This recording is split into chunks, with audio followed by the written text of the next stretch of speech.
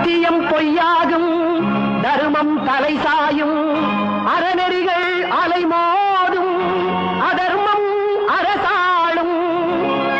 பருவநிலை மாறும், பசுமைக்கு பஞ்சம் வரும், வறுமை சதிராடும், மண்ணுலகே நரகாகும். அது முட்டிய கலியின் அடையாளம், அதன் முடிவே கல்கி அவதாரம். அது முட்டிய கலியின் அடையாளம், அதன் முடிவே கல்கி அவதாரம், அதன் முடிவே கல்கி அவதாரம்.